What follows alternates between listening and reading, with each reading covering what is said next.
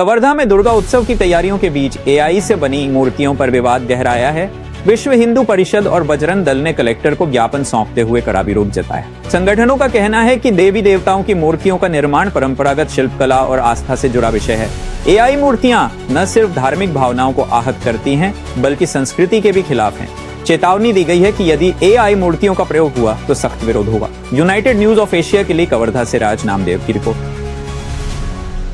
आज विश्व हिंदू परिषद बजरंग दल की टीम कलेक्टर साहब को ज्ञापन देने आई है कि जिस प्रकार अभी गणेश के पंडालों में गणेश जी की एआई द्वारा प्रतिमा स्थापित की गई थी, बहुत जगहों पे हमारे मूर्तियों को उटपटांग तरीके से रखा गया है। किसी में हमारे गणेश जी में प्राचीन परंपरा से देखते आ रहे हैं कि लंबोदर के विराजमान होते हैं गणेश जी हमारे, जिसमें आजकल की मूर्तियों में तो पेट ही नहीं रहता। इतना स्मार्ट तरीके से बनाया जा रहा है कि गणेश जी की पेट नहीं रहता, दो ही हाथ बना दिए हैं, छोटा छोटा सूंड का छोटा सा सूंड बना दिए।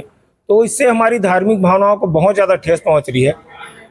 देखने पे एक गणेश जी की प्रतिमा जो पहले लगती थी कि लंबोदर भगवान के, तो उसमें हमको आज वो दिखाई नहीं दे रहा है। इसलिए हमने इस चीज़ का विरोध किया है और एआई द्वारा जो मूर्ति बनती है वो ना बने।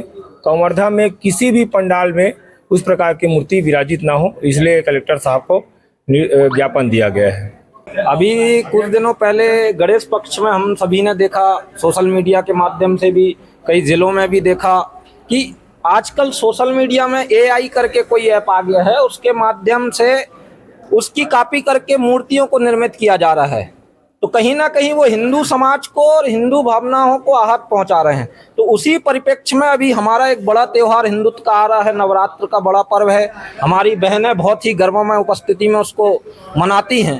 तो इस प्रकार की जो मूर्तियां गणेश पक्ष में रखी थी, वो ऐसी गलतियां पुनः मत दोहराए और इस प्रकार के जो आपत्तिजनक मूर्ति रख रहे हैं वो किसी भी पंडाल में स्थापित ना हो, इसको लेकर ज्ञापन दिए हैं। साथ ही दूसरा चीज, आज कहीं ना कहीं जो समितियां हैं वो एक एंजॉय का जरिया बना ली है। जब विसर्जन के दौरान जाते हैं तो कभी 1 बज रहा है, कभी 2 बज रहा है, समय निर्धारित नहीं है।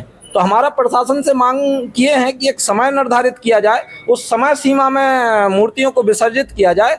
और साथ ही जो अभद्र कार्यक्रम कई देखने को मिलता है कि धार्मिक आड़ लेकर कई प्रकार के फिल्मी आयोजन, उस प्रकार के आयोजन ना हो जिससे समाज में कोई भी वाद विवाद की स्थिति बने। इसलिए शांतिपूर्वक एक कार्यक्रम निपटे, इसको लेकर आज हमारा विश्व हिंदू परिषद बजरंग दल समस्त आयामों के साथ आज हमने ज्ञापन जिलाधीश महोदय को सौंपा है। पिछले नवरात्र में गरबा को लेकर भी काफी सारे विषय आप लोगों ने सामने लाए थे। इस बार गरबा को लेकर के क्या कुछ है?